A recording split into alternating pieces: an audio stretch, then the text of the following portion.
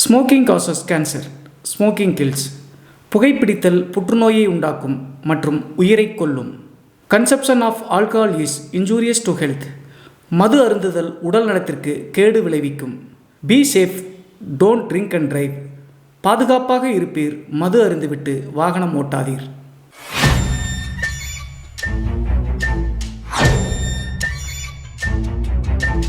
Hi everybody, நான் உங்கள் சிவா.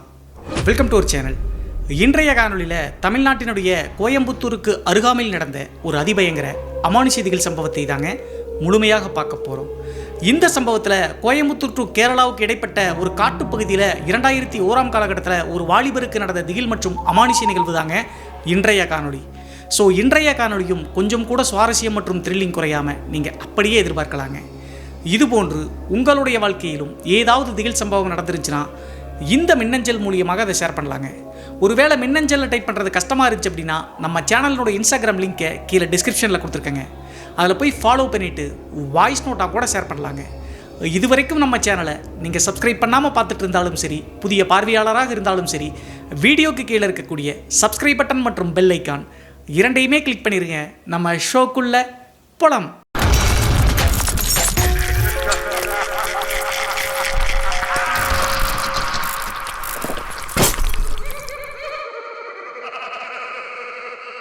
இந்த அமானுஷ சம்பவம் நான் ஏற்கனவே சொன்ன மாதிரி தமிழ்நாட்டினுடைய கோயம்புத்தூர் டு கேரளாவுக்கு இடைப்பட்ட ஒரு பார்டர் பகுதியில் 2001 காலகட்டத்தில் நடந்த திகில் நிகழ்வு தாங்க இந்த நிகழ்வு. இந்த சம்பவத்தை நம்மளுக்கு மின்னஞ்சல் மூலியமாக ஷேர் பண்ணது திருமலை அப்படிங்கிற நம்ம சேனலினுடைய சப்ஸ்கிரைபருங்க. இந்த நிகழ்வு 2001 காலகட்டத்தில் இந்த திருமலை அப்படிங்கிறவர் நள்ளிரவு நேரத்தில் சினிமாவுக்கு போயிட்டு தன்னுடைய சைக்கிளில் வீட்டுக்கு திரும்பும்போது நடந்ததுங்க. அப்படி என்ன நடச்சு அப்படின்னு சொல்லி பார்த்தா, இந்த திருமலை அப்படிங்கிறவருக்கு 2001 காலகட்டத்தில் தோராயமாக 20 to 21 வயது இருந்திருக்குங்க. அது மட்டும் இல்லாமல் 12ஆம் வகுப்போடு தன்னுடைய பள்ளி படிப்பை முடிச்சுட்டாருங்க. இவங்களுடைய குடும்பத்தை பற்றி சொல்லணும் அப்படின்னா அப்பா, அம்மா, அப்புறம் ஒரு தம்பி ஒருத்தங்க இருக்காங்க. மொத்தம் 4 பேரும் சேர்ந்து விவசாயம் செஞ்சு தாங்க இவங்களுடைய குடும்பம் வாழ்ந்துட்டு இருந்திருக்கு. அதே நேரத்தில் இவங்க இருக்கக்கூடிய வீட்டை பற்றி சொல்லணும் அப்படின்னா கோவை டு கேரளா பார்டர் தெரியும் இல்லையா, அந்த பார்டர் பகுதியில் நிறைய கரடுகள் மற்றும் குன்றுகள்லாம் இருக்கக்கூடிய காட்டு பகுதியில் தாங்க இவங்களுடைய தோட்டம் இருக்கு. அந்த தோட்டத்தில் தான் 2 தலைமுறைகளாக வீடு கட்டி அங்கே தாங்க தங்கியிருக்காங்க. அது மட்டும் இல்லாமல் அந்த தோட்டத்திலிருந்து 2 கிலோமீட்டர் தூரம் போனோம் அப்படின்னா ஒரு 300 to 350 வீடுகள் இருக்கக்கூடிய கிராமம் இருக்குங்க. அதே நேரத்தில் இவங்களுக்கு ஏதாவது மளிகை சாமானம் தேவை அப்படின்னா கூட அந்த தோட்டத்திலிருந்து 2 கிலோமீட்டர் தள்ளி இருக்கக்கூடிய அந்த கிராமத்துக்கு வந்து தாங்க வாங்கிட்டு போகணும். அதனால தான் இந்த திருமலை அப்படிங்கிறவர் சைக்கிள் வச்சிருந்திருக்காருங்க. 2001 காலகட்டத்தில் சைக்கிள் வச்சிருக்கிறதே ஒரு பெரிய விஷயம் அப்படின்னு சொல்லலாங்க. 12ஆம் வகுப்பு பள்ளி படிப்பை முடிச்சு அதற்கடுத்து பக்கத்து தோட்டத்தில் போய் நிறைய காட்டு வேலைகளை செஞ்சு அதில் வந்த வருமானத்தை வச்சு தான் தனக்கான ஒரு சைக்கிளை திருமலை வாங்கியிருக்காருங்க. அது மட்டும் இல்லாமல் அவங்களுடைய அப்பா வந்து ஒரு மோட்டார் பைக் வச்சிருக்காருங்க. 2000 காலகட்டத்தில் அவர் வச்சிருந்த மோட்டார் பைக்கை எங்கேயோ வெளியே எடுத்துட்டு போற அப்படின்னு சொல்லிட்டு எடுத்துட்டு போய் ஒரு பெரிய ஆக்சிடென்ட் ஏற்படுத்தி அவருக்கு எந்த பிரச்சனையும் இல்லைங்க. மோட்டார் பைக்கில் பெரிய சேதம் ஏற்பட்டுருச்சுங்க. அதற்கு பிறகு திருமலையை அந்த பைக்கை எடுக்கக்கூடாது அப்படின்னு சொல்லிட்டு அவங்களுடைய அப்பா திட்டின காரணத்தினால பைக்கே எடுக்க மாட்டாருங்க. அதற்கு பிறகு தான் இந்த சைக்கிளை தன்னுடைய சொந்த உபயோகத்திற்காக வாங்கியிருக்காருங்க. அவங்களுடைய தம்பி அந்த டைமில் 10ஆம் வகுப்பு தாங்க படிச்சிருந்திருக்காரு. அவங்களுடைய வீட்டில் அவங்களுடைய அப்பா, திருமலை, அப்புறம் அவங்க அம்மா 3 பேரும் சேர்ந்து தான் அந்த விவசாய வேலையை செஞ்சு தன்னுடைய குடும்பத்தை மேலே கொண்டு வந்துட்டு இருக்காங்க. நான் ஏற்கனவே சொன்ன மாதிரி அந்த கிராமத்திலிருந்து 2 கிலோமீட்டர் தூரம் காட்டு வழி பாதையில் போனோம் அப்படின்னா ஒரு சின்ன கரடுன்னு சொல்லுவாங்க.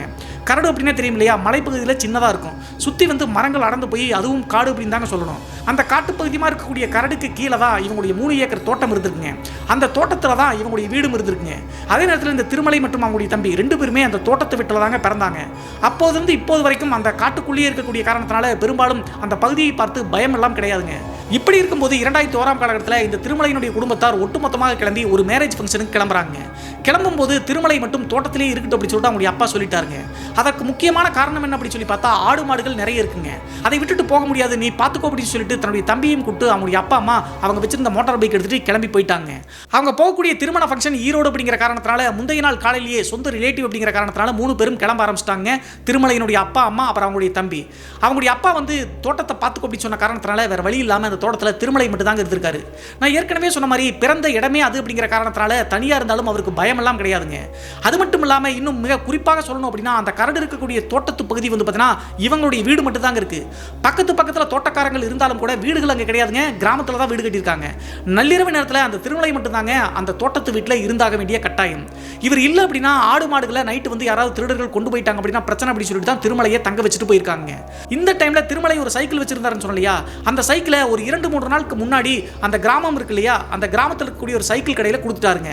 பெரும்பாலும் சைக்கிளை வந்து ஆல்ட்ரேஷன் பண்ணுவது அந்த டைமில் ரொம்ப ஃபேமஸ் அப்படின்னு சொல்லலாங்க. இந்த கலர் கலராக பாசிகள்லாம் அந்த வீலில் சுத்த விடுவாங்க, அதே மாதிரி ரிம் எல்லாம் மாற்றுவாங்க. அந்த மாதிரி சைக்கிளை புதுசாக ஆர்டர் பண்ணி கொடுக்கட்டும் அப்படின்னு சொல்லிட்டு அந்த சைக்கிள் கடையில் கொடுத்துட்டு வந்திருக்காருங்க.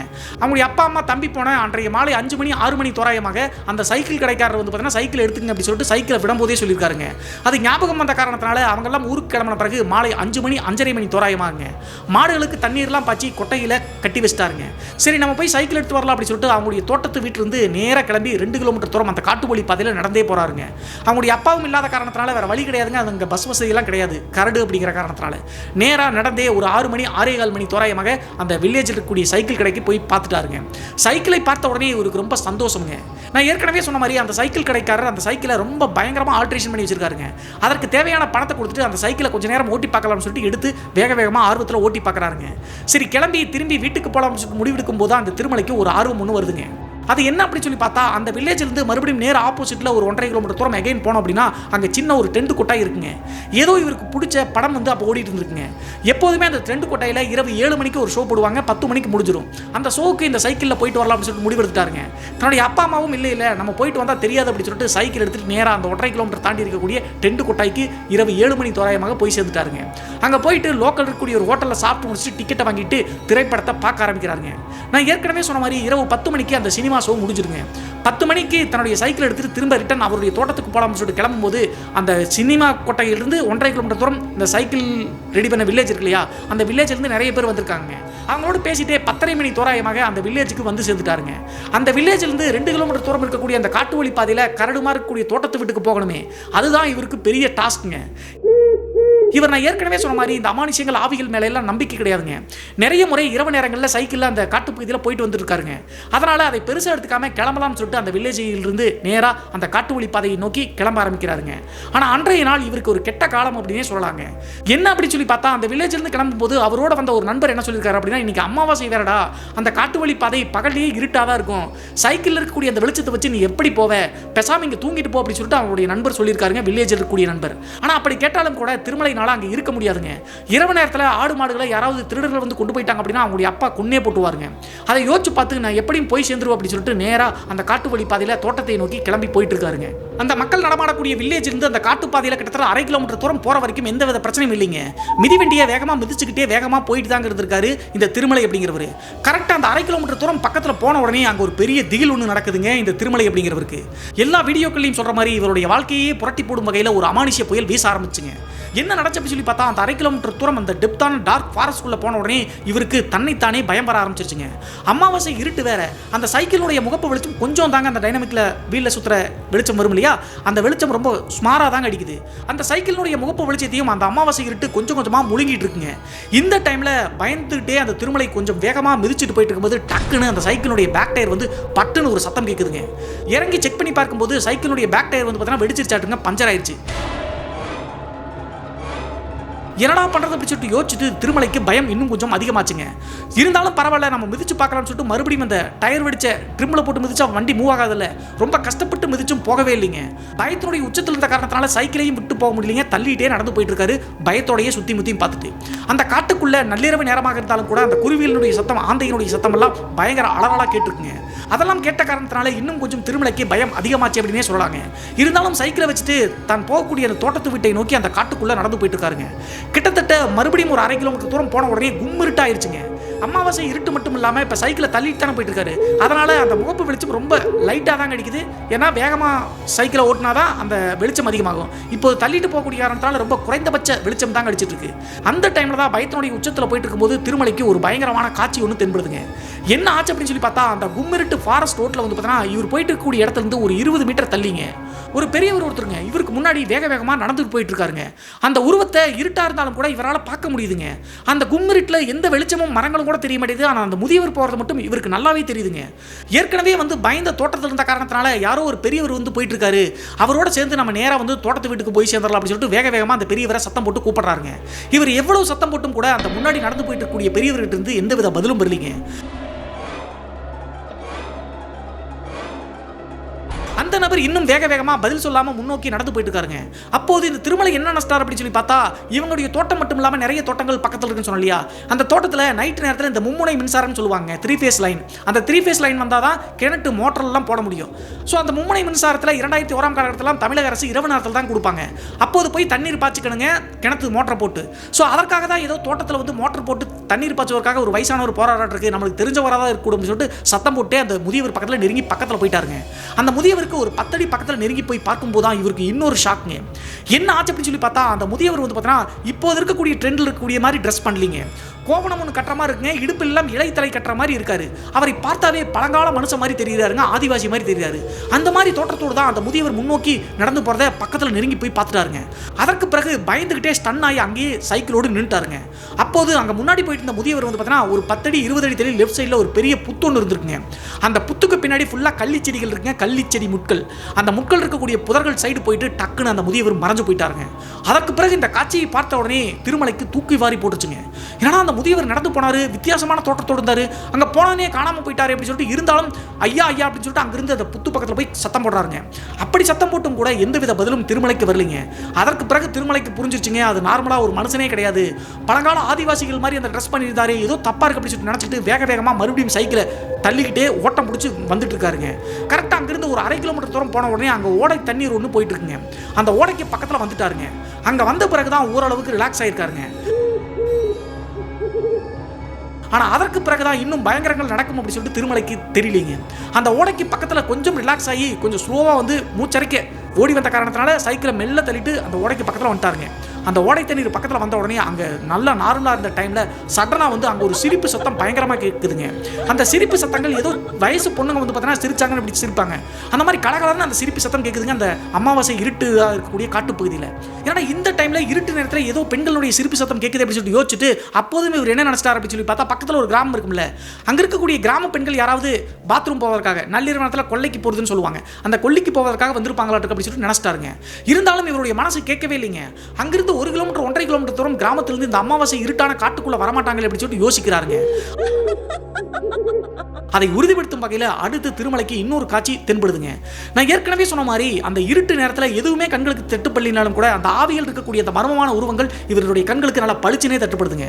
என்ன நடந்துச்சு அப்படின்னு சொல்லி பார்த்தா, அந்த ஓடை தண்ணீர் இருக்கு இல்லையா, அந்த ஓடை தண்ணீர் போயிட்டு இருக்கக்கூடிய வலது சைடில் கொஞ்சம் தூரம் தள்ளி ஒரு 4 இளம் பெண்கள்ங்க நல்லா அந்த ஓடை தண்ணீரினுடைய நடுவில் உட்காந்துட்டு பாவாடை வந்து பார்த்தீங்கன்னா நெஞ்சு வரை கட்டுவாங்கல்ல, அந்த மாதிரி கட்டிட்டு சிரிச்சிட்டு வந்து ஒருத்தருக்கு ஒருத்தர் தண்ணீர் எப்படி விளையாண்டு வீசிட்டு இருக்காங்க. இந்த காட்சியை தத்ரூபமா பார்த்த உடனே மிரண்டு போயிட்டாருங்க. இந்த நள்ளிரவு நேரத்தில் யாருமே வந்து இந்த ஓடை தண்ணீர்ல இப்படி வயசு பெண்கள் குளிக்க மாட்டாங்க இப்படி சொல்லி யோசிச்சு பார்த்து பயந்து போயிட்டாருங்க. அதற்கு பிறகு கொஞ்சம் யோசிச்சு பார்க்குறாருங்க. அப்போதான் அவங்களுடைய அம்மாவும் அப்பாவும் ஒரு விஷயத்தை சொன்னது ஞாபகம் வருதுங்க. அவங்க பிறந்திருந்தே அடிக்கடி என்ன சொல்லுவாங்க அப்படின்னு சொல்லி பார்த்தா, இந்த 2 கிலோமீட்டர் தூரம் காட்டு வழி பாதை இருக்குல்ல, இந்த பகுதியில் அமாவாசை மற்றும் பௌர்ணமி நேரங்களில் எப்போதுமே போகக்கூடாது, மற்ற நேரங்களில் போனால் தப்பு கிடையாது, இந்த அமாவாசை மற்றும் பௌர்ணமி நாட்களில் மட்டும் மாலை 6 மணிக்குள்ள இந்த பகுதியை யூஸ் பண்ணாமல் வீட்டுக்கு வந்து சேர்த்துறோம் அப்படின்னு சொல்லிட்டு சின்ன வயசுலேருந்து சொல்லுவாங்க. அது இவங்களுக்கு ஞாபகம் வந்துருச்சுங்க. அப்போது தன்னுடைய அம்மா அப்பா சொன்னது சரிதான், நம்ம வந்து தப்பு சொல்லிட்டு யோசிச்சுட்டு டக்குன்னு அந்த இடத்த விட்டு மூவ் பண்ணலாம்னு சொல்லிட்டு மூவ் பண்ணும்போது இன்னொரு பயங்கரமான காட்சிங்க இந்த திருமலை அப்படிங்கிற நபருக்கு. அந்த 4 இளம் பெண்கள் அந்த ஓடை தண்ணீரில் குளிச்சுட்டு இருக்காங்கல்ல, அவங்களுக்கு கிட்டத்தட்ட ஒரு 5 அடி 10 அடி தள்ளி அந்த ஓடை தண்ணீரினுடைய கரையோரம்ங்க. ஏற்கனவே அந்த முதியவரை பார்த்தாங்கல்ல, அதே ஆதிவாசியமாக இருக்கக்கூடிய முதியவர் வந்து பார்த்தீங்கன்னா அந்த பெண்களுக்கு பாதுகாப்பாக நிற்கிறாரா என்னன்னு தெரியலிங்க, அந்த கரையோரத்தில் நிற்கிறாருங்க. அது மட்டும் இல்லாமல் அந்த ஓடையினுடைய பாலத்தில் திருமலை அப்படிங்கிற நபர் நடந்து போயிட்டு இருக்காருல, அவரை பார்த்து அந்த வயதான முதியவர் ஆக்ரோஷமாக முறைக்கிறாருங்க. இந்த காட்சியை தத்ரூபமா பார்க்குறாருங்க இந்த திருமலை அப்படிங்கிறவர். அது மட்டும் இல்லாமல் அந்த ஓடையினுடைய கரையோரத்தில் நிற்கக்கூடிய அந்த வயசானவர் இருக்காருல்ல, அவருடைய கண்கள் வந்து பார்த்தீங்கன்னா ஆக்ரோஷமாக அப்படியே அனல் அடிக்கிற மாதிரி தெரியுதுங்க அவ்வளவு இருட்டிலையும். இந்த காட்சியை பார்த்த உடனே சைக்கிள் போனாலும் பரவாயில்ல அப்படின்னு சொல்லிட்டு சைக்கிள் அங்கேயே போட்டு ஓட்டம் பிடிச்சி ஓடுறாருங்க. அந்த ஓடைத்தண்ணிலிருந்து ஒரு 20 அடி தூரம் மூச்சரைக்கு ஓடி அங்கே போய் நின்று லைட்டை திரும்பி பார்க்குறாருங்க, சைக்கிள் விழுந்து கிடக்கக்கூடிய இடத்த. அந்த இடத்த திரும்பி பார்க்கும்போது மறுபடியும் ஒரு ஷாக்குங்க. என்ன ஆச்சு அப்படி சொல்லி பார்த்தா, அந்த ஓடையில் குடிச்சிட்டு அந்த கன்னி பெண்கள் மற்றும் அந்த வயசானவர் 5 பேரும் வந்து பார்த்தீங்கன்னா சடனாக வந்து அந்த சைக்கிளை போட்டு அந்த ரோடு சைடு வந்து நின்றுட்டு சைக்கிள் பக்கத்தில் நின்றுட்டு திருமலையை ஆக்ரோஷமாக பார்க்குறாங்க. அவங்க பார்க்கறது திருமலையும் திரும்பி பார்த்து அலறி அடிச்சு போயிட்டாருங்க.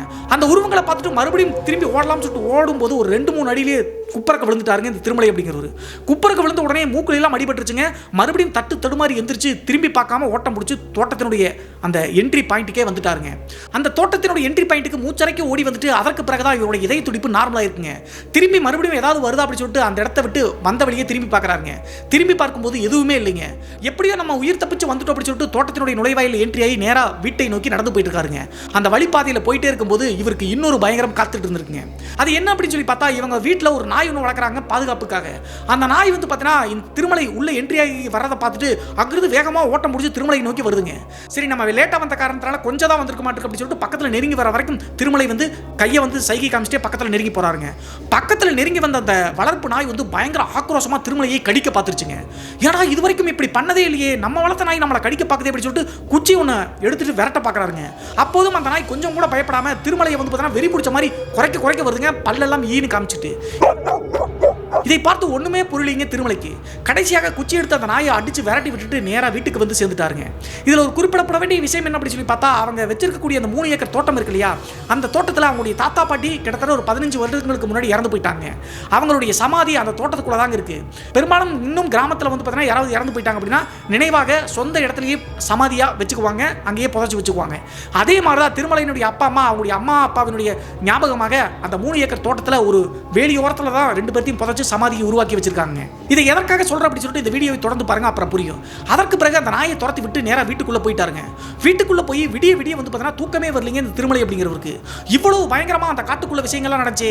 நம்ம அம்மா சொன்னது சரிதான், அந்த அமாவாசை இருட்டு நேரத்தில் நம்ம போயிடக்கூடாது, இருந்தாலும் நம்ம எப்படியோ தப்பிச்சு வந்துட்டோம் அப்படின்னு சொல்லிட்டு விடிய தூங்காமையே முடிச்சுட்டு இருந்திருக்காருங்க. அதற்கு முக்கியமான காரணம் அவ்வளவு ஆல்ட்ரேஷன் பண்ண அந்த புதிய சைக்கிளை வந்து பார்த்தீங்கன்னா அங்கேயே போட்டு வந்துட்டாரு. காலையில் எக்காரணத்தை கொண்டு நம்ம போய் நேரத்தில் எடுத்துட்டு வந்துடுறோம் அப்படின்னு சொல்லிட்டு முடிவெடுத்துட்டாருங்க. உங்களுக்கெல்லாம் ஒரு கேள்வி வரும், அந்த சைக்கிள் அங்கேயே போட்டு வந்துட்டாங்களே, யாராவது எடுத்து போயிட்டாங்கன்னா என்ன பண்ணுவாங்க அப்படின்னு சொல்லிட்டு. யாரும் எடுத்துட்டு போகலாம் வழி கிடையாதுங்க. அதனால தான் அந்த தைரியத்தில் தான் அங்கே போட்டு வந்திருக்காரு. பெரும்பாலும் அந்த சைக்கிளை யாராவது எடுத்தாங்க அப்படின்னா 2 கிலோமீட்டர் தள்ளி ஒரு கிராமம் இருக்கு இல்லையா, அந்த கிராமத்துக்கார யாராவது தான் எடுப்பாங்க. அதே நேரத்தில் இந்த சைக்கிளை யார் எடுத்தாலும் கூட இது திருமலையினுடைய சைக்கிள் அப்படின்னு சொல்லிட்டு தெரியுங்க. அந்த சைக்கிள் செயின் பிராக்கெட்ல வந்து பார்த்தீங்கன்னா திருமலை அப்படின்னு சொல்லிட்டு எழுதியிருக்கு. அது மட்டும் இல்லாமல் இந்த காட்டுவழி பாதையை திருமலையினுடைய குடும்பத்தார் அப்புறம் பக்கத்தில் 2-3 தோட்டக்காரங்க இருக்காங்க, அவங்க யூஸ் பண்ணுவாங்க. யார் வந்து அந்த சைக்கிளை பார்த்தாலும் திருமலையினுடைய சைக்கிள் அப்படின்னு சொல்லிட்டு கொண்டு வந்து கொடுத்துருவாங்க. அந்த தைரியத்தில் தான் அந்த சைக்கிளை நள்ளிரவு நேரத்தில் போட்டுட்டு ஓடி வந்துட்டாருங்க. அதற்கு பிறகு அதிகாலை கொஞ்சமா வெளிச்சம் வந்த உடனே தைரியத்தை வரவழைச்சிட்டு நேரா அந்த காட்டு வழி பாதையில மறுபடியும் போறாருங்க. அங்க போய் சைக்கிளை போட்ட அந்த ஓடை தண்ணீர் கூடிய பகுதியில் போய் தேடி பார்க்கறாருங்க. சைக்கிள் வந்து போட்ட இடத்துல இல்ல. எங்கடா இங்க தான போட்டு வந்தோம், யாராவது கிராமத்துக்காரங்க எடுத்துட்டு போயிட்டாங்களா அப்படின்னு சொல்லிட்டு சுத்தி முத்தி அலாசி கண்களை தேடி பார்க்கறாருங்க. தேடி பார்க்கும்போது மறுபடியும் இவருக்கு ஒரு பெரிய ஷாக்ங்க. என்ன நடந்துச்சு அப்படின்னு சொல்லி பார்த்தா, நைட் அந்த சைக்கிளை போட்டார்ல அந்த இடத்தை விட்டு ஓடை தண்ணீர்ல வந்து பார்த்தீங்கன்னா 4 இளம் பெண்கள் நைட் நேரத்தில் குளிச்சாங்கல்ல, அந்த இடத்துல வந்து பார்த்தீங்கன்னா அந்த ஓடை தண்ணீர்ல அந்த சைக்கிள் கிடக்குதுங்க. ஓடை தண்ணீர் அப்படின்னா தெரியும் இல்லையா, ஃபுல்லா வந்து ஆழமாலாம் தண்ணீர் இருக்காது, ஒரு முட்டி அளவுக்கு தான் தண்ணீர் ஓடிட்டு இருக்கும். அந்த தண்ணீர்ல தான் சைக்கிள் விழுந்து கிடக்குதுங்க. இங்கிருந்து பார்த்தாவே தெரியுது. வேகமா போய் சைக்கிள் எடுக்கலாம்னு சொல்லிட்டு போனாலும் கூட இவருக்கு பயங்க. அந்த இடத்துல தான் நள்ளிரவு நேரத்தில் அந்த வயதானவரையும் அந்த 4 கன்னி பெண்களையும் பார்த்தமே அப்படி சொல்லிட்டு யோசிச்சு பார்த்து, இருந்தாலும் சைக்கிள் எடுத்துடலாம் பகல் தானே அப்படி சொல்லிட்டு எடுத்துட்டு மேலே வந்துட்டாருங்க. மேலே வந்து அந்த இடத்தை விட்டு தோட்டத்தை நோக்கி சைக்கிள் இழுக்கலாம்னு சொல்லிட்டு பார்க்கறாருங்க. அந்த ஓடை தண்ணீர்லேருந்து கொஞ்சம் மேலே வந்த பிறகு சைக்கிளே மூவ் ஆக மாட்டேங்குதுங்க. அவ்வளவு கனமா இருந்திருக்குங்க. எவ்வளவோ கஷ்டப்பட்டு ஒரு வழியாக அந்த சைக்கிளை தோட்டத்துக்கு கொண்டு வந்து சேர்த்திட்டாருங்க. அதற்கு பிறகு திருமலை என்ன யோசிச்சார் அப்படின்னு சொல்லி பார்த்தா, நள்ளிரவு நேரத்தில் நம்ம சினிமாவுக்கு போயிட்டு வந்த நம்முடைய அப்பாவுக்கு தெரிஞ்சு அப்படின்னா கொன்னே போட்டுருவாரு. ஏன்னா ஆடு மாடுகளை விட்டு ஏன்டா போனேன்னு கேட்பாரு. அதனால இதை சொல்லக்கூடாது, எந்த விஷயத்தையும் ஷேர் பண்ணக்கூடாது அப்படின்னு சொல்லிட்டு முடிவெடுத்தாருங்க. காலையில் ஒரு 6 மணி 6:30 மணி ஆன உடனே கோழிகள் எல்லாம் திறந்து விட்டாருங்க. மாட்டுக்கு வந்து தண்ணீர் வச்சு மாடை வந்து அவுத்து விடலாம் அப்படின்னு சொல்லிட்டு முடிவெடுத்து மாட்டுக்கொட்டைக்கு பக்கத்தில் இந்த திருமலை போறாருங்க. இவங்க வச்சிருக்கிறது காளை மாடுகளுங்க, வண்டிக்கு யூஸ் பண்ணுவாங்க இல்லையா, உழுதுக்கெல்லாம் யூஸ் பண்ணுவாங்கல்ல, அந்த மாதிரி மாடுகளுங்க. அந்த மாடுகளுக்கு பக்கத்தில் நெருங்கி போய் கயிறுகளை அவுத்து விடலாம் அப்படின்னு சொல்லிட்டு முடிவெடுக்கிறாருங்க. பெரும்பாலும் இவங்க வளர்க்கக்கூடிய மாடுகள் எல்லாமே அவுத்து விட்டு அப்படின்னா 3 ஏக்கர் தோட்டத்தில் வந்து மேய்ஞ்சிட்டு சாயந்தர நேரம் வீட்டுக்கு வந்துடும். அந்த மாதிரி பழக்கப்பட்ட மாடுகளுங்க. அதே மாதிரி தான் அந்த காளை மாடுகளை அவுத்து விடலாம்னு சொல்லிட்டு அவுத்து விட பக்கத்தில் நெருங்கி போனது தாங்க. கயிறை அவுத்துட்டு இருக்கும்போது அதுலேருந்து ஒரு மாடுங்க பட்டார்னு திருமலையை ஓங்கி முட்டி தூக்கி ஒரு 2 அடி 3 அடி தள்ளி விழுந்துட்டாருங்க. நல்ல வேலைங்க, காயமெல்லாம் ஏற்படல. குப்புறக்கு விழுந்து எந்திரிச்சு பார்த்து திருமலைக்கு ஒண்ணுமே புரியலிங்க. இது வரைக்கும் நம்மளுடைய காளை மாடுகள் பாசமாக தான் இருந்துச்சு, எதுக்காக நம்மளை முட்டி தூக்குச்சு அப்படின்னு சொல்லிட்டு குழப்பத்தோடு மறுபடியும் பக்கத்தில் நெருங்கி போக பார்க்குறாருங்க. பக்கத்தில் நெருங்கி போக அந்த 2 காளை மாடுகளும் கட்டி வச்சிருக்கக்கூடிய தூண் இருக்கும்ல, அந்த தூணை விட்டு அப்படியே மிரண்டு அவுத்துட்டு ஓடுற மாதிரி ட்ரை பண்ணுதுங்க. அதற்கு பிறகு பக்கத்தில் கூடிய ஒரு குச்சி எடுத்துட்டு மாடுகள் நம்மளை முட்டிடக்கூடாது அப்படின்னு சொல்லிட்டு மிரட்டிட்டே பக்கத்தில் போய் கயிறை வந்து அவுத்து விட்டாருங்க. அவுத்து விட்டு அடுத்த செகண்டே அங்கே கொட்டையில் இருந்த 2 மாடுகளும் தலைவிரிச்சு ஓடுதுங்க இவர் பார்த்து. அது மட்டும் இல்லாமல் இந்த விஷயம் நடந்துட்டு இருக்கும் போதே நள்ளிரவு நேரத்தில் அவருடைய வளர்ப்பு நாய் இவரை கடிக்க வச்சல, அந்த நாய் மறுபடியும் இவரை நோக்கி வேகமாக ஓடி வந்து பல்ல பயங்கரமா காட்டுதுங்க, ஆக்ரோஷமா குறைக்குது. இதை பார்த்த உடனே திருமலைக்கு என்ன நடக்குது அப்படின்னே புரியலிங்க. அந்த நாய் விட்டா கடிச்சிட மாட்டேங்க. உடனே கையில் வச்சிருந்த குச்சி எடுத்து மறுபடியும் விரட்டி கண்ணிலேயே போட்டாருங்க அந்த நாயை பயத்தில். அப்படி அடித்த காரணத்தினால நாயினுடைய நெத்தியில் லைட்டாக ஒரு காயம் ஏற்பட்டுச்சுங்க. அலறி அடித்து கத்திக்கிட்டு நாய் ஓடி போச்சுங்க. அதற்கு பிறகு இதெல்லாம் யோசிச்சுக்கிட்டே வீட்டுக்கு வந்து யோசிச்சுக்கிட்டே இருக்காருங்க திருமலை அப்படிங்கிறவர். காலையில் 11 மணி 12 மணி தோராயமாகங்க திருமணத்திற்கு போன அவங்களுடைய குடும்பத்தார் வந்து பார்த்தீங்கன்னா தோட்டத்துக்கு வந்துட்டாங்க. தோட்டத்துக்கு வந்து பார்க்கும்போது திருமலை வந்து ரொம்ப டயர்டா நைட்டெல்லாம் தூங்கணும் இல்லையா, பாயில் வந்து படுத்து இருந்திருக்காருங்க. உடனே என்ன இந்த டைமுக்கு இன்னும் படுத்துட்டு இருக்கான், மாடுகளை அவுத்து விட்டு அப்படி சொல்லிட்டு யோசிச்சுக்கிட்டு அவங்களுடைய அப்பா சத்தம் போட்டுருக்காருங்க வீட்டுக்கு வெளியே. அப்போது அவங்களுடைய அம்மா பையனுக்கு முகம் ஒரு மாதிரியா இருக்கு அப்படின்னு சொல்லிட்டு தொட்டு பார்க்குறாங்க. கன்னத்தில் தொட்டு பார்க்கும்போது பயங்கரமான காய்ச்சலுங்க. என்னடா இவ்வளோ காய்ச்சல் எடுக்குது, எங்கேயாவது போய் சுத்தனே அப்படின்னு சொல்லி கேட்கும்போது எங்கேயுமே போகணுமா, நான் இங்கே தான் இருந்து அப்படி சொல்லிட்டாருங்க. அப்போது அவங்களுடைய அப்பா வந்து மோட்டார் பைக் எடுத்துட்டு அந்த 2 கிலோமீட்டர் தள்ளி வில்லேஜ் இருக்கு இல்லையா, அந்த வில்லேஜில் போய் மெடிக்கல் ஷாப்பில் மாத்திரை வாங்கிட்டு வந்து கொடுத்துருக்காருங்க திருமலைக்கு. அதை போட்டுட்டு படுத்தவர் தாங்க. அன்றைய பகல் அப்படியே நார்மலாக முடிஞ்சிருச்சுங்க. ஆனால் இரவு நடந்தது தான் அமானுஷத்தின் உச்சம் அப்படின்னு சொல்லலாங்க. நைட்டு ஒரு 10:30 மணி 10:45 மணி தோராயமாகுங்க. எப்போதுமே இந்த மும்முனை மின்சாரம் அப்படின்னு சொல்லி சொன்னோம் இல்லையா, கிணத்து தண்ணீர் பாய்ப்பதற்காக மோட்டருக்கு லைன் கொடுப்பாங்கல்ல, அந்த மின்சாரம் வந்துருச்சாட்டுருங்க. உடனே அவங்களுடைய அப்பா வீட்டை விட்டு கிளம்பி தோட்டத்தில் போய் மோட்டரை தண்ணியை போட்டு பாய்ச்சிட்டு இருந்திருக்காருங்க. ஒரு அரை மணி நேரம் பக்கத்தில் அவங்களுடைய அம்மா கூடவே அவங்க அப்பாவுக்கு ஹெல்ப்பாக பேசிட்டு இருந்திருக்காங்க. நெக்ஸ்ட் அவங்களுடைய அப்பா நீ போய் தூங்கு, நான் பாய்ச்சிட்டு ஒரு 2 மணி 3 மணிக்கு வந்துடுறேன் அப்படின்னு சொல்லியிருக்காருங்க. சரின்னு சொல்லிட்டு அவங்களுடைய அம்மா வீட்டுக்கு வந்து படுத்து தூங்க ஆரம்பிச்சிட்டாங்க. இவங்களுடைய தோட்டத்து வீட்டை பற்றி சொன்னபடியா 2 பாகங்களாக பிரிஞ்சிருக்குங்க. ஓட்டு வீடு தாங்க. ஒரு 10க்கு 16 ரூமில் வந்து பார்த்தீங்கன்னா அவங்களுடைய அப்பா அம்மா தூங்குவாங்க. சில நேரங்களில் தம்பியும் தூங்குவார். ஆனால் திருமலை அப்படிங்கிறவர் இன்னொரு சைடு வீடு இருக்கு இல்லையா, அந்த வீட்டில் தூங்குவது தாங்க வழக்கம். ஸோ அவங்களுடைய அப்பா அப்படி சொன்ன காரணத்தினால அவங்களுடைய அம்மா எப்போதும் போல அவங்களுடைய வீட்டில் வந்து தூங்க ஆரம்பிச்சிட்டாங்க. நள்ளிரவு நேரம் ஒரு 1 மணி 1:15 மணி தோராயமாக இருக்குங்க. தண்ணீரை பாய்ச்சிட்டு அவங்களுடைய அப்பாவுக்கு அங்கே என்ன நடந்துச்சு அப்படின்னு சொல்லிட்டு போக சொல்கிறாங்க. வேக வேகமாக வீட்டுக்கு வந்துட்டாருங்க. வீட்டுக்கு வந்தவர் எப்போதுமே வந்து பார்த்தீங்கன்னா தண்ணீர் ஃபஸ்ட் வந்தார் அப்படின்னா காலில் சகதியாக இருக்கும்ல, வெளியே வந்து தொட்டியில் வந்து தண்ணீர் இருக்குது, அதை கழுவித்தான் உள்ள வருவார். ஆனால் அன்றைய நாள் கால்களை கூட சுத்தம் பண்ணாமல் நேராக வீட்டுக்குள்ளே வந்து அவங்களுடைய அம்மா படுத்துக்கூடிய பாயில் வந்து காலை வைக்கிறாருங்க. டக்குன்னு அவங்க அம்மா முழிச்சு பார்க்குறாங்க, கால் முழுவதும் சேரும் சகதியாக இருந்திருக்கு. என்னங்க கழுவாம கூட வந்திருக்கீங்க அப்படின்னு சொல்லி திட்டும்போது ஒன்றும் மலடி பெசாமல் இருடி அப்படின்னு சொல்லிட்டு பேசுகிறாருங்க. அவர் பேசும்போது அவங்களுடைய அம்மாவுக்கு ஒன்றும் புரியலிங்க. என்னாச்சுங்க 1:15 மணி தான் ஆச்சு, 3 மணி வரைக்கும் கரண்ட் இருக்குமே, பாய்ச்சிட்டு வந்திருக்கலாம்ல, நாளைக்கு மீத பாய்ச்சிக்கலாம், இப்படி பார்த்துனீங்க அப்படின்னா கரண்ட் கட் பண்ணிட்டாங்கன்னா பயிர்கள்லாம் காஞ்சு போயிடும் அப்படின்னு சொல்கிறாங்க. அதெல்லாம் நான் பார்த்துக்கிறேன் பெசாமல் இரு அப்படின்னு சொல்லிட்டு பதட்டமாக திருமலையினுடைய அப்பா அவங்களுடைய அம்மா கிட்ட சொல்கிறாருங்க. இது கேட்ட உடனே என்னடா வித்தியாசமே ஏதோ பிஹேவ் பண்ணுறாரு அப்படின்னு சொல்லிட்டு என்னங்க ஆச்சு உங்களுக்கு அப்படின்னு சொல்லி கேட்கும்போது அதெல்லாம் ஒன்றும் இல்லை பெசாமல் இரு அப்படின்னு சொல்கிறாங்க. சரி எக்கடோ கெட்டு போங்க அப்படின்னு சொல்லிட்டு மறுபடியும் படுத்துட்டாங்க திருமலையினுடைய அம்மா. ஆனால் பதட்டப்பட்டு வந்து திருமலையினுடைய அப்பா பாயில் வந்து படுக்காம அங்கேயே உட்காந்துட்டு பீடியை குடிச்சிட்டே இருக்காருங்க, எதையோ திங்க் பண்ணிட்டே இருக்காரு. 10 நிமிஷம் கழிச்சு அவங்களுடைய மனைவி திட்டிருக்காங்க. பெசாமல் தூங்க அப்படின்னு சொல்லும்போது நீ தூங்குடி நான் பார்த்துக்கிறேன் அப்படின்னு சொல்லிட்டு மறுபடியும் பீடியை வந்து விடாமல் குடிச்சிக்கிட்டே யோசிச்சுக்கிட்டே இருக்காருங்க. மறுபடியும் ஒரு அரை மணி நேரம் கழிச்சு அவங்களுடைய அப்பாவுக்கு குலையே நடுங்கும் வகையில் ஒரு காட்சிங்க. என்ன நடந்துச்சு அப்படின்னு சொல்லி பார்த்தா அவங்க வளர்க்கக்கூடிய நாய் இருக்கு இல்லையா, அந்த நாய் வந்து பார்த்தீங்கன்னா வீட்டை சுற்றி பயங்கர ஆவேசமாக குறைக்குதுங்க. திங்க் பண்ணி உட்காந்துருந்தா அவங்களுடைய அப்பா டக்குன்னு எந்திரிச்சு அவங்க படுத்துக்கூடிய வீட்டில் ஒரு ஜன்னல் இருக்குங்க, அந்த ஜன்னலை திறந்து பார்க்கலாம் அப்படின்னு சொல்லிட்டு ஜன்னலை திறந்து பார்க்குறாருங்க. திறந்து பார்க்கும்போது உடம்பே நடுங்கி போச்சுங்க அவங்களுடைய அப்பாவுக்கு. என்ன ஆச்சு அப்படின்னு சொல்லி பார்த்தா அந்த தோட்டத்தில் திருமலையினுடைய தாத்தா பாட்டியை வந்து புதைச்சிருக்காங்க, சமாதி இருக்குன்னு சொன்னலையே, அவங்களுடைய தாத்தா மற்றும் பாட்டியினுடைய ஆன்மாங்க. அங்கே இருக்கக்கூடிய வீட்டை சுற்றி ஒரு காம்பவுண்ட் மாதிரி சின்னதாக பூச்செடிகள் வச்சிருக்காங்க. அந்த பூச்செடிகள் பக்கத்தில் வர வரைக்கும் அந்த 2 ஆன்மாக்களும் வந்து பார்த்தீங்கன்னா முன்னாடி நின்று வீட்டுக்குள்ளே வர ட்ரை பண்ணுதுங்க. ஆனால் வீட்டுக்குள்ளே வரவே முடியலைங்க. இதுலேயும் ஒரு முக்கியமான விஷயம் என்ன அப்படின்னு சொல்லி பார்த்தா திருமலையினுடைய தாத்தா சாகும்போது வந்து குச்சி வச்சு நடந்துட்டு இருக்காருங்க. அந்த குச்சியையும் கையில் வச்சு தான் அந்த முதியவர் வந்து அங்கிட்டும் இங்கிட்டும் வீட்டுக்குள்ள வர ட்ரை பண்றாங்க. அவங்களுடைய பாட்டியும் சரி. இதை ஜன்னல் வழியாக திருமலையினுடைய அப்பா எட்டி பார்த்து மிரண்டு போயிட்டாருங்க. என்னதான் தன்னுடைய அம்மா அப்பாவாக இருந்தாலும் கூட ஆன்மாக்களாச்சு அப்படின்னு சொல்லிட்டு யோசிக்கிறாருங்க. அதற்கு பிறகு நாய் வந்து பார்த்தீங்கன்னா அந்த 2 ஆன்மாக்கள் வந்து பார்த்தீங்கன்னா வீட்டுக்குள்ள வர ட்ரை பண்ணுறதை பார்த்து பயங்கர ஆவேசமாக குறைக்குதுங்க. இதை பார்த்துக்கிட்டே அவங்களுடைய அப்பா இருக்கும்போது டக்குன்னு படுக்கையில் படுத்திருந்த அவங்களுடைய அம்மாவும் எந்திரிச்சிட்டாங்க. என்னங்க நாய் வேற குறைக்குது, ஜன்னலில் என்ன எட்டி பார்க்குறீங்க அப்படின்னு சொல்லி கேட்ட உடனே பயத்தில் வந்து கூடவா அப்படிங்கிறாருங்க. எந்திரிச்சு வந்து அவங்களுடைய அம்மாவை அங்கே பாரு அப்படின்னு சொல்லிட்டு ஜன்னலை கை காமிக்கிறாருங்க. ஜன்னல் வழியாக அவங்களுடைய அம்மா எட்டி பார்க்கும்போது அவங்களுடைய கண்களுக்கு எதுவும் தட்டுப்படலிங்க. நாய் குறைக்கிறது மட்டும் இவங்களுக்கு நல்லா தெரியுதுங்க. வெற்றிடத்தை பார்த்து பயங்கர ஆவேசமாக குறைச்சிட்டு இருக்கு.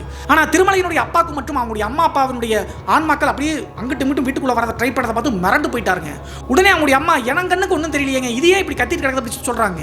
ஆனால் திருமலையினுடைய தாத்தா பாட்டியினுடைய ஆன்மாக்கள் ஜன்னல் வழியாக பார்த்துக்கூடிய திருமலையினுடைய அப்பாவை பார்த்து ஏக்கத்தோடு எதையோ சொல்ல ட்ரை பண்ண மாட்டேங்க. இருந்தாலும் பயந்து போய் டக்குன்னு வந்து ஜன்னலை சாத்திட்டு வந்து படுக்கையில் உட்காந்துட்டாருங்க. அப்போது என்னதாங்க ஆச்சு, 1:15 மணிக்கு திரும்பி வந்துட்டீங்க, முகத்தில் ஏதோ பயம் தெரியுது, ஏதோ குழப்பத்தோடு இருக்கீங்க அப்படின்னு சொல்லிட்டு அவங்களுடைய மனைவி கேட்டிருக்காங்க. நடந்த நிகழ்வுகள் அனைத்தையும் ஒன்று விடாமல் திருமலையினுடைய அப்பா சொல்ல ஆரம்பிக்கிறாருங்க. அவங்களுடைய அம்மா வந்து பேச்சு துணைக்கிறது கிளம்பி பண்ணிட்டாங்களே. அப்போது 12:45 மணி 1 மணி இருக்க மாட்டேங்க. அந்த சமாதி இருக்கு இல்லையா, திருமலையினுடைய தாத்தா பாட்டி இருக்கக்கூடிய சமாதி, அந்த சமாதியிலிருந்து தாத்தா பாட்டி 2 பேரும் ஆன்மாக்கள் வந்து பார்த்தீங்கன்னா பலம் வந்து நேராக இவங்க இருக்கக்கூடிய பகுதியை நோக்கி தண்ணீர் பாய்ச்சிருக்கக்கூடிய பகுதியை நோக்கி வரப்பு வழியாக வரதை பார்த்துருக்காருங்க. அது மட்டும் இல்லாமல் குச்சி ஒன்று வச்சிருந்தாங்கன்னு சொல்லியா, அந்த குச்சி வந்து பார்த்தீங்கன்னா ரியலான குச்சிங்க. ஏதோ கீழே இருந்த குச்சி வந்து அந்த இடத்துல மிதந்து வர மாதிரி இவரை நோக்கி வந்துட்டு இருந்திருக்குங்க. இதை தண்ணீர் பாய்ச்சி இருக்கும்போது அந்த டார்ச் லைட் வழியாக அடிச்சு பார்த்துருக்காருங்க. அந்த டார்ச் லைட் வெளிச்சத்தையும் அந்த ஆன்மாக்கள் 2 வரதை பார்த்து அரண்டு அடிச்சு போய் தான் வீட்டுக்கு ஓடி வந்துட்டாருங்க, மோட்டரையெல்லாம் ஆஃப் பண்ணிட்டு. இந்த விஷயத்தை தன்னுடைய மனைவி கிட்ட சொன்ன உடனே மனைவிக்கு ஒன்றுமே புரியலைங்க. இத்தனை வருட காலங்களாக நீங்கள் போய் நைட்டில் தண்ணீர் பாய்ச்சிட்டு இருக்கீங்க, மாமனார் மாமியார் இது வரைக்கும் வந்ததே இல்லை, ஏதாவது உளராதீங்க, ஏதாவது பிரம்மையா இருக்கு அப்படின்னு சொல்கிறாங்க. அதற்கு பிறகு நம்மளும் சேர்த்து பயமுறுத்த வேணாம், அப்படி தான் தோணியிருக்க மாட்டேங்குது, எனக்கு குழப்பமா இருக்குடி அப்படின்னு சொல்லிட்டு அவங்களுடைய மனைவியை சமாதானப்படுத்திட்டு அவரும் படுக்கிற மாதிரி படுத்துட்டாருங்க. ஆனால் விடிய விடிய அவங்களுடைய அப்பா தூங்கவே இல்லைங்க. அடுத்த நாள் காலையில் 9 மணி 10 மணிக்கு டக்குன்னு வந்து குளிச்சு முடிச்சுட்டு பைக் எடுத்துட்டு கிளம்புறாருங்க. நான் கோயிலுக்கு போயிட்டு வரேன் அப்படி சொன்ன காரணத்தால அவங்களுடைய மனைவியும் ஒன்றும் சொல்லலைங்க. சரி கோயிலுக்கு தானே போறாரு, போயிட்டு வரட்டு அப்படி சொல்லிட்டு நேராக அங்கிருந்து 10 கிலோமீட்டர் தள்ளி அவருடைய குலதெய்வம் இருக்குங்க, அங்கே தான் இருக்கு. அந்த குலதெய்வ கோயிலுக்கு போயிட்டு அங்கே இருக்கக்கூடிய பூசாரி கிட்ட நடந்த விஷயங்களை சொல்லிங்க. ஏன்னா ஒரு பங்காளி சொன்னா அப்படின்னா தன்னுடைய அம்மா அப்பா ஆன்மா வந்து தப்பா பேசுவாங்க அப்படின்னு சொல்லிட்டு நினச்சிட்டு சொல்லவே இல்லைங்க. நான் சாமி கும்பிட வந்து அப்படி சொல்லிட்டு மனசார அந்த குலதெய்வத்துக்கிட்ட வேண்டிட்டு என் அம்மா அப்பா இத்தனை வருடங்கள் கழிச்சு வந்திருக்காங்க, எதுக்கு வந்திருக்காங்கன்னு தெரியல, நீ தான் எல்லாத்தையும் காப்பாற்றணும் அப்படின்னு சொல்லி நினச்சிட்டு மனசார வேண்டிட்டு வீட்டுக்கு வந்து சேர்ந்துட்டாருங்க. வீட்டுக்கு வரும்போது என்ன பண்ணியிருக்காரு அப்படின்னா குலதெய்வ கோயிலினுடைய அந்த பிடிமண் திருநீர் எல்லாத்தையும் கொண்டு வந்திருக்காருங்க. கொண்டு வந்து வீட்டினுடைய அந்த எல்லையை சுற்றி தெளிக்க விட்டுட்டு வந்து பார்த்தீங்கன்னா உள்ள போய் இருந்துக்கிட்டாருங்க. முன்னாடி நாள் இரவு தான் 1 மணிக்கு 1:15 மணிக்கு தண்ணீர் பாய்ச்சறதை விட்டுட்டு வந்துட்டாரு. மீதம் நிறைய நிலங்கள் இருக்குங்க, தண்ணீர் பாய்க்கணும். ஸோ அதனால் மறுபடியும் நைட்டு 10 மணி 10:45 மணிக்கு அந்த கரண்ட் வந்த உடனே அவர் நேராக மோட்டர் போட்டு கிளம்பலாம்னு சொல்லி கிளம்புறாருங்க. எப்போதுமே அவங்களுடைய அம்மா கூட வர அப்படி சொன்னால் திட்டுவாருங்க, நீ எதுக்கு வர அப்படி சொல்லிட்டு. ஆனால் அன்றைய நாள் கிளம்பி போகும்போது போய் தண்ணீர் பாய்ச்சிட்டு வாங்க அப்படி சொல்லிட்டு அவங்களுடைய மனைவியே சொல்கிறாங்க, நீ சும்மா தான் இருக்க, என் கூட வாய் பேச்சுக்கு வா அப்படி சொல்லிட்டு பயத்தில் மனைவியையும் கூப்பிடுறாருங்க. சரி பயந்துருப்பாராட்டுக்கு அவங்களும் போனான்னு சொல்லிட்டு 2 பேரும் சேர்ந்து நேராக போயிட்டு தண்ணீர் பாய்ச்சிட்டு இருந்திருக்காங்க. இதில் ஒரு முக்கியமான விஷயம் என்ன அப்படி சொல்லி பார்த்தா, அந்த 2 வீடுகளில் அவங்களுடைய அம்மா அப்பா படுத்திருக்கக்கூடிய வீட்டில் தான் அவங்க தம்பி படுத்திருக்கான். திருமலையினுடைய வீடு இருக்கு இல்லையா, அந்த வீட்டில் அவர் படுத்திருக்காரு. சரி அவங்க பாட்டு படுத்துக்கிட்டு அப்படி சொல்லிட்டு நேராக போய் தண்ணீர் பாய்ச்சிட்டு இருக்காங்க. கரெக்டாக முன்னாடி நாள் இரவு எப்படி நடச்சோ அதே மாதிரிங்க நைட்டு 1 மணி தோராயமாக இருக்குங்க. அந்த சமாதி இருக்கக்கூடிய பகுதியில் இந்த சூறாவளி காத்து தெரியும் இல்லையா, கிராமத்துல அது பேய் காத்துன்னு சொல்லுவாங்க, சுழல் அடிச்சுட்டு வரும். அந்த பேய் காத்து அந்த நைட்டு நேரத்தில் அந்த சமாதி பக்கத்தில் பயங்கர ஆவேசமாக அடிக்குதுங்க. அந்த சத்தம் வந்து அப்படி கீச்சுன்னு ஒரு விசில் அடிக்கிற மாதிரி கேட்கும். அந்த சத்தத்தை கேட்டு 2 பேரும் சடனாக திரும்பி பார்க்குறாங்க. அந்த சமாதி இருக்கக்கூடிய பகுதியில் திரும்பி பார்க்கும்போது 2 பேரும் நடுநடுங்கி போயிட்டாங்க. முன்னாடி நாள் இரவு திருமலையினுடைய அம்மா கண்களுக்கு தட்டுப்படல, ஆனால் அன்றைய நாள் அவங்களுடைய மாமனார் மாமியாருடைய அந்த ஆன்மாக்களுடைய தோற்றம் வந்து 2 பேருக்கும் தட்டுப்படுதுங்க. அது மட்டும் இல்லாமல் அந்த ஆன்மாக்கள் சமாதியிலிருந்து நேராக வீடு இருக்கக்கூடிய பகுதியை நோக்கி சரசரன்னு வேலியோரமாக போயிட்டு இருக்குங்க. இதை பார்த்த உடனே அரண்டு போயிட்டாங்க. அங்கே நம்ம மகன்கள் இருக்காங்களே, ஏதாவது ஆபத்தாயிருமோ சொல்லிட்டு ஓட்டம் பிடிச்சி மம்முட்டியை போட்டு வேகமாக தோட்டத்துக்கு பக்கத்தில் ஓடுறாங்க. இவங்க போகிறதுக்குள்ள திருமலையினுடைய தாத்தா பாட்டியினுடைய ஆன்மா வீட்டுக்கு முன்னாடி அந்த பூந்தொட்டிகள் இருக்கு இல்லையா, அது பக்கத்தில் நின்றுச்சுங்க. காலையில் வந்து பார்த்தீங்கன்னா குலதெய்வ கோயிலுக்கு போயிட்டு பிடிமணி எல்லாம் சுற்றி போட்டிருந்தார் இல்லையா, அதனால் அந்த வீட்டுக்குள்ளே என்ட்ரி ஆக முடியலைங்க. ஸோ அந்த ஆன்மாக்கள் வீட்டை சுற்றி அப்படியே வளம் வந்திருக்கிறத பார்த்து ஒரு 10 அடிக்கு பின்னாடி தான் இவங்க நிற்கிறாங்க. ஏன்னா இங்கே நிற்கிதே அப்படி சொல்லிட்டு யோசிக்கிறதுக்குள்ள ஒரு பயங்கரமான காட்சியை இவங்களுடைய அம்மா அப்பா பார்க்குறாங்க. என்ன நடந்துச்சு அப்படி சொல்லி பார்த்தா, அந்த திருமலைப்படுத்தக்கூடிய வீடு இருக்கு இல்லையா, அங்கேயும் ஒரு ஜன்னல் இருக்குது. அந்த ஜன்னலை திறந்து விட்டு இந்த ஆன்மாக்கள் அங்கிட்டு இங்கிட்டு சுற்றி இருக்கிறத திருமலை வந்து பார்த்தீங்கன்னா கண் எதிர்க்க கண்ணை முழிக்க பார்த்துட்டு இருக்காருங்க. அது மட்டும் இல்லாமல் அவருடைய முகத்தோற்றம் அப்படியே பல்ல நெரிக்கிற மாதிரி தெரியுதுங்க. உள்ளே வந்து குண்டு பல்பு லைட் எரிஞ்சிட்டு இருக்கும். அந்த வெளிச்சத்தில் திருமலையினுடைய முகத்தோற்றம் எப்படி இருக்குன்னு சொல்லிட்டு பாருங்களேன் ஜன்னலில். அதே நேரத்தில் அவருடைய கண்கள் 2 நைட்டு நேரத்தில் இந்த பூனையெல்லாம் பார்த்தா எப்படி இருக்கும் அந்த மாதிரி ஆக்ரோஷமாக பளிச்சுன்னு தெரியுதுங்க. இதை பார்த்த உடனே அரண்டு போயிட்டாங்க. இங்கே இருக்கக்கூடிய தாத்தா பாட்டியினுடைய அந்த ஆவியை விட அவருடைய முகத்தோற்றம் ஆக்ரோஷமாக இருந்துருக்குங்க. இந்த நிகழ்வுலாம் நடந்துட்டு இருக்கும்போது இந்த வளர்ப்பு நாய் என்ன படிச்சு அப்படி சொல்லி பார்த்தா, அந்த திருமலை பார்த்துருக்காரு, இந்த சைடு அந்த தாத்தா பாட்டியினுடைய ஆன்மாக்கள் வந்து பார்த்தீங்கன்னா பார்த்துட்டு இருக்குல்ல, அந்த நாய் வந்து ஆவேசமாக குறைச்சிக்கிட்டே அவங்க 2 பேர்த்தையும் விட்டுட்டு நேராக இவங்க 2 பேர்த்தையும் பாதுகாப்பதற்காக திருமலையினுடைய அம்மா அப்பாவை பாதுகாப்பதற்காக அவங்க பக்கத்தில் வந்து நின்றுட்டு பயங்கர ஆவேசமாக கத்துதுங்க. அப்படி கத்துன உடனே அந்த தாத்தா பாட்டியினுடைய ஆன்மாக்கள் சரசரசன்னு நேராக வந்து மறுபடியும் சமாதிக்கே போயிடுச்சுங்க. இதை பார்த்த உடனே 2 பேரும் மனசுடைஞ்சு போயிட்டாங்க பயத்தோடு சேர்ந்து. அப்போது தான் திருமலையினுடைய அப்பாவுக்கு ஒரு சின்ன விஷயம் சிங்க் ஆகுதுங்க. அந்த ஆன்மாக்கள் 2 திரும்பி போகும்போது அவருடைய முக தோற்றத்தை ஏதோ ஏக்கத்தோடு ஏதோ நடக்குது அப்படின்னு சொல்லிட்டு இன்டிமேஷன் பண்ணுற மாதிரி பண்ணியிருக்குங்க அந்த ஆன்மாக்கள். அதை எப்படியோ திருமலையினுடைய அப்பாவுக்கு உள்ளுணர்வு சொல்ல ஆரம்பிச்சிருச்சுங்க. ஏதோ இங்கே நடக்குது அப்படின்னு சொல்லிட்டு யோசிச்சுட்டு தன்னுடைய மகன் வேற இப்படி வித்தியாசமாக அந்த ஆன்மாக்களை பார்த்தானே பயப்படாமல் சொல்லிட்டு டக்குன்னு வந்து பார்த்தீங்கன்னா 10 கிலோமீட்டர் தூரம் தானே அந்த குலதெய்வ கோயில் பூசாரி இருக்காரு, அவருக்கு ஃபோன் பண்ணி வர சொல்லிட்டாருங்க. அவங்க 2 வீலர் வச்சிருப்பாங்க இல்லையா, அவரும் இன்னொருத்தரும் நேராக அந்த குலதெய்வ கோயிலில் ரிச்சுவலுக்கு தேவையான பொருட்கள் எடுத்துட்டு நேராக அந்த டைமுக்கு 1 மணி நேரத்தில் வந்து சேர்ந்துட்டாங்க. அவங்க வர வரைக்குமே வாசலில் தான் உட்காந்துருக்காங்க. அந்த 2 ஆன்மாக்கள் அந்த வீட்டை விட்டு கிளம்பி போனது பிறகு இந்த திருமலை வந்து ஆவேசமாக அந்த ஜன்னல் வழியாக பார்த்துருந்தாருல, ஜன்னல் கதவுல டப்பு அடைச்சிட்டு வீட்டுக்குள்ளே படுத்து வருதாங்க. திருமலை அப்படி சொல்லிட்டு எவ்வளவு சத்தம் போட்டாலும் கூட எந்திரிக்கவே மாட்டேங்கிறாருங்க. அதற்கு பதிலாக பயங்கரமாக இந்த உம்மங்கடாய் அப்படி சொல்லிட்டு கேள்விப்பட்டிருக்கீங்க, ஆத்தோரத்துல இருக்கும் அனத்தும் அந்த சத்தம் வந்து வீட்டுக்குள்ள இருந்து ஆவேசமாக கேட்குதுங்க. இதை செய்வது திருமலை தான் அப்படின்னு சொல்லிட்டு தெளிவாக புரிஞ்சுச்சுங்க. தன்னுடைய மகனுக்கு ஏதோ பொசஸ் ஆகிருக்காட்டிருக்கு, நம்ம கல்யாணத்துக்கு போயிட்டு வந்தோம்ல அடுத்த நாளே காய்ச்சல் இருந்தா ஏதோ நடந்திருக்கு அப்படின்னு சொல்லிட்டு புரிஞ்சுக்கிட்டாங்க. கிட்டத்தட்ட 1 மணி நேரம் கழிச்சு அந்த குலதெய்வ கோயிலினுடைய பூசாரியும் அந்த நண்பரும் 2 பேரும் வந்த உடனே உள் தப்பால் போட்டிருக்காருங்க திருமலையினுடைய கதவை. வெளியே நின்றுட்டு ஏதோ பூஜை மாதிரி பண்ணிட்டே இருக்காங்க. கிட்டத்தட்ட ஒரு 10 நிமிடம் கழிச்சு டக்குன்னு திருமலை வந்து கதவை திறந்து விட்டு பல்ல நெரிச்சிட்டு ஆவேசமா கத்துறாருங்க. அது மட்டும் இல்லாம திருமலையினுடைய தோற்றத்தை பார்க்கவே முடியலைங்க. மூஞ்சியெல்லாம் அப்படியே சுருக்கம் இருந்த மாதிரி ஒரு வயசானவருடைய தோற்றம் மாதிரி திருமலையினுடைய முகத்தோற்றம் தெரியுதுங்க. உட்கார வச்சு அவங்களுடைய அப்பா அம்மா கதறாங்க, மகனுக்கு என்னமோ ஆயிடுச்சு அப்படின்னு சொல்லிட்டு. உடனே அந்த குலதெய்வ கோவிலுடைய பூசாரி கொஞ்சம் வயசானவர் தாங்க, இவருக்கு சொந்தக்காரர் தான். பயப்படாத ஒண்ணும் இல்லை அப்படின்னு சொல்லிட்டு எவ்வளவோ கஷ்டப்பட்டு அந்த ஆன்மா கிட்ட நீ யார் அப்படின்னு சொல்லிட்டு கேட்க ட்ரை பண்ணும்போது பதிலே சொல்ல மாட்டேங்குதுங்க. அதற்கு பிறகு அந்த வயசானவர் என்ன முடிவெடுத்தார் அப்படின்னு சொல்லி பார்த்தா, அந்த தாத்தா பாட்டியினுடைய ஆன்மாக்கள் வந்து வீட்டை சுற்றி சுற்றி வந்துட்டு போனதை திருமலையினுடைய அப்பா சொல்லிட்டாரு. உடனே இதுதான் சரி அப்படின்னு சொல்லிட்டு அந்த கூட வந்த நண்பரையும் கூப்பிட்டு நேரம் அந்த சமாதிக்கு அந்த இரவு நேரத்தில் போயிட்டாருங்க. சமாதிக்கு போயிட்டு சமாதியினுடைய பிடிமண்ணை மறுபடியும் எடுத்து வந்து நேராக வீட்டுக்குள்ளே என்ட்ரி ஆகிறாருங்க. தாத்தா பாட்டியினுடைய சமாதி பிடிமண் எடுத்துட்டு வீட்டுக்குள்ள நுழையும் போது அது வரைக்கும் கம்பீரமா ஆவேசமா பேசிட்டு இருந்த திருமலையினுடைய ஆன்மா பயந்துகிட்டு வந்து கூனி குறுகுதுங்க. அதற்கு பிறகு வீட்டுக்குள்ள வந்து திருமலையினுடைய அப்பா கிட்ட அந்த பூசாரி என்ன கேட்டுக்காரு அப்படின்னா, உன் மகனுக்காக என்ன வேணாலும் செய்வி இல்லை அப்படின்னு சொல்லி கேட்டிருக்காங்க. என்ன வேணாலும் செய்வி அப்படின்னு சொல்லி சொன்ன காரணத்தினால அந்த தாத்தா பாட்டியினுடைய பிடிமண்ணை அவங்களுடைய அப்பாவினுடைய உள்ளங்கையில் வச்சு மூட சொல்லிட்டாருங்க. உள்ளங்கையில் வச்சு மூடிட்டு ஏதோ பேசியிருக்காருங்க பூஜை பண்ற மாதிரி. பேசின உடனே டக்குன்னு திருமலையினுடைய அப்பாவினுடைய உடம்புல அந்த தாத்தா பாட்டியினுடைய ஆன்மா இறங்கிச்சாட்டுங்க. குறிப்பா தாத்தாவினுடைய ஆன்மா இறங்கிட்டு ஆவேசம் ஆடுறாருங்க. இதை பார்த்த உடனே திருமலையினுடைய மனைவி அழுக ஆரம்பிச்சிட்டாங்க. என் மகனுக்கு தான் இந்த பிரச்சனை சொல்லிட்டு கூட்டு வந்தா நீங்க என்ன பண்ணி வச்சீங்க, வீட்டுக்காரங்க இப்படி ஆயிடுச்சு அப்படின்னு சொல்லிட்டு. பயப்படாதமா, ஒன்றும் ஆகாது, வந்திருக்கிறது உன் மாமனாருடைய ஆன்மா தான், எதுவும் பண்ணாது அப்படின்னு சொல்லிட்டு ஆறுதல் படுத்திருக்காருங்க. அதற்கு பிறகு என்ன நடந்துச்சு அப்படின்னு சொல்லி கேட்கும்போது அந்த திருமலையினுடைய தாத்தாவினுடைய ஆன்மா ஒன்றும் விடாமல் சொல்லியிருக்குங்க. என்ன நடந்துச்சு அப்படின்னு சொல்லி பார்த்தா 1960 காலகட்டத்தில் ஆட்டுருங்க. பிரிட்டிஷ் காலம் முடிஞ்சு கிட்டத்தட்ட ஒரு 5 வருடம் 10 வருடம் காலகட்டம் நினச்சிக்கோங்களேன். அந்த டைமில் இவங்க வாழ்ந்த அந்த கரடு மாறக்கூடிய காட்டுப்பகுதி இருக்கு இல்லையா, இங்கே ஒரு பழங்குடியின மக்கள் வாழ்ந்துட்டு இருந்திருக்காங்க. கிட்டத்தட்ட அப்போது வந்து பார்த்தீங்கன்னா ஒரு 1200 1300 மக்கள் வாழ்ந்துட்டு இருக்காங்க. இந்த இடங்களை ஆக்குபை பண்ணுவதற்காக இங்கே இருக்கக்கூடிய கிராம மக்கள் பண்ணையார்கள் மாதிரி இருக்கக்கூடிய நபர்கள் என்ன பண்ணியிருக்காங்க அப்படின்னா அடிச்சு துரத்தி அந்த பழங்குடியின மக்களை துரத்தி விட்டுருக்காங்க வேற பகுதிகளுக்கு. ஆனால் ஒரு 20 பேர் 30 பேர் மட்டும் இந்த ஏரியா விட்டு நாங்கள் போக மாட்டோம் அப்படின்னு சொல்லிட்டு அங்கேயே இருந்திருக்காங்க. அப்படி இருந்த 20 பேர்ல இந்த திருமலை வந்து பார்த்தீங்கன்னா படத்துக்கு போயிட்டு வரும்போது ஒரு வயசானவரையும் அந்த 4 கன்னி பெண்கள் ஓடையில் குடிச்சதும் பார்த்தாங்கல்ல, அந்த 4 கன்னி பெண்கள் அந்த வயசானவருடைய பேத்திகளுங்க. அந்த காலகட்டத்திலாம் பெரும்பாலும் 10 பிள்ளைங்க 15 பிள்ளைங்கன்னு சொல்லிட்டு ஒரு நபர் பெத்துக்கு வரலையா, அதே மாதிரி தான் அந்த 4 கன்னி பெண்களுடைய தாத்தா தாங்க அவரு. அப்பா அம்மா இறந்துட்டாங்களாருக்கு. அந்த பண்ணையர்கள் அடிச்சு கொண்டாங்கன்னு சொல்லல, நிறைய பேர் அடிச்சு கொண்டாங்க. சுதந்திரம் அடைஞ்சு கிட்டத்தட்ட ஒரு 10 வருட காலகட்டங்கள் வந்து பார்த்தீங்கன்னா சட்டம் வந்து சரியா இல்லாமல் தான் இருந்துச்சு. அதற்கு பிறகுதான் இந்த சட்டத்தை எல்லாம் எழுதி அம்பேத்கருடைய சட்ட வரைவை கொண்டு வந்தாங்க. அதற்கு முன்னாடி ஏகப்பட்ட பேர் பண்ணையார்கள் மற்றும் ஜமீன்தார்கள் அடிச்சு கொண்டாங்க, கேள்வி கேட்க முடியாத அளவுக்கு. அதே மாதிரி தான் அந்த திருமலை பார்த்த 4 கன்னி பெண்களையும் அந்த வயசானவரையும் ஒரு நாள் பெண்கள் வந்து பார்த்தீங்கன்னா ஓடையில் குளிக்க வரும்போது இவர் காவலுக்காக அந்த தாத்தா வந்திருக்காருங்க, இங்கே பிரச்சனை இருக்கு அப்படின்னு சொல்லிட்டு. அப்போது பார்த்து அந்த பண்ணையாரனுடைய ஆட்கள் எல்லாமே சேர்ந்து அந்த கன்னி பெண்களை சீரழிச்சு அந்த புத்து ஒன்று இருந்துச்சுன்னு சொன்னோம் இல்லையா, திருமலை நடந்து வந்துருக்கும் போது அந்த புத்துக்கு பின்னாடி இருக்கக்கூடிய காட்டுப்பகுதியில் வந்து பார்த்தீங்கன்னா அந்த கன்னி பெண்களை அழிச்சு கொண்டிருக்காங்க அந்த வயசானவர் முன்னாடியே. அதற்கு பிறகு இது வெளியே தெரிஞ்சா நம்மளுக்கு ஆபத்து சொல்லிட்டு அந்த வயசானவரையும் போட்டு தள்ளிட்டாங்க. போட்டு தள்ளிட்டு அந்த புத்து இருக்கக்கூடிய பின்னாடி காட்டுப்பகுதியில் தான் அந்த 4 பேரும் மற்றும் அந்த வயசானவருடைய சடலத்தை புதைச்சாங்களா அவங்க. இது அப்போதிலிருந்து கதைகள் மாதிரி சொல்லிட்டே வந்திருக்காங்க. நிறைய பேர் நம்பினாங்க, சில பேர் நம்பவே இல்லை. திருமலையினுடைய தாத்தா பாட்டி காலகட்டத்தில் எல்லாம் இது ரொம்ப தீவிரமாக அந்த ஆண்மக்கள் அடிக்கடி பார்ப்பாங்களா அவங்க. அதற்கு பிறகு அந்த 2 கிலோமீட்டர் தள்ளி இருக்கக்கூடிய ஊர்க்காரங்க மற்றும் இங்கே இருக்கக்கூடிய தோட்டத்துக்காரங்க எல்லாம் சேர்த்து ஏதோ நம்பூதிரியை வச்சு பூஜையெல்லாம் பண்ணி அந்த ஆண்மக்களை கட்டுப்படுத்தி வச்சிருக்காங்க. அப்படி கட்டுப்படுத்தப்பட்ட அந்த ஆண்மாக்கள் வந்து பார்த்தீங்கன்னா எல்லா நாட்களையும் வந்து பார்த்தீங்கன்னா அடங்கி போயிருந்தாலும் கூட இந்த அமாவாசை மற்றும் பௌர்ணமி நாட்களில் உக்கிரமாயி இப்படி தட்டுப்படுவது வழக்கங்க. அதனால தான் திருமலையினுடைய அப்பா அம்மா வந்து பார்த்தீங்கன்னா பௌர்ணமி மற்றும் அமாவாசை நாட்களில் 6 மணிக்கு வீட்டுக்கு வந்துடணும், அந்த காட்டுப்பகுதியை பயன்படுத்தக்கூடாதுன்னு சொல்லியிருக்காங்க. ஸோ இது எல்லாத்தையுமே திருமலையினுடைய தாத்தாவினுடைய ஆன்மா அவங்களுடைய அப்பாவினுடைய உடம்பு வந்து ஒன்றும் விடாமல் சொல்லுதுங்க. பையன் படத்துக்கு போயிட்டு திரும்பி வந்தான், அப்போது அந்த கன்னி பெண்கள் மற்றும் அந்த வயசானவருடைய ஆன்மாவை பார்த்துட்டான்.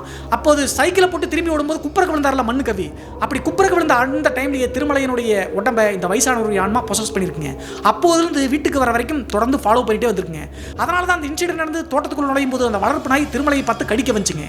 அது மட்டும் இல்லாமல் அந்த காளை மாடுகள் முட்டி தூக்கி தள்ளினது காரணம் திருமலையினுடைய உடம்புல அந்த வயசானவருடைய ஆன்மா இருந்த காரணத்தினால தாங்க. ஸோ வீட்டுக்கு வந்த பிறகு தன்னுடைய பேரனை வந்து அந்த ஆன்மா பொசஸ் பண்ணியிருக்கு, ஏதாவது பண்ணிரு சொல்லிட்டு பயந்து போய் தான் இத்தனை வருடங்கள் வராமல் இருந்த திருமலையினுடைய தாத்தா பாட்டியினுடைய ஆன்மா அந்த சமாதியிலிருந்து கிளம்பி பேரனை காப்பாற்றுவதற்காக தான் எதையாவது இன்டிமேட் பண்ணி காப்பாற்றலாம் அப்படின்னு சொல்லிட்டு தான் அந்த வீட்டை சுற்றி வந்துருக்குங்க.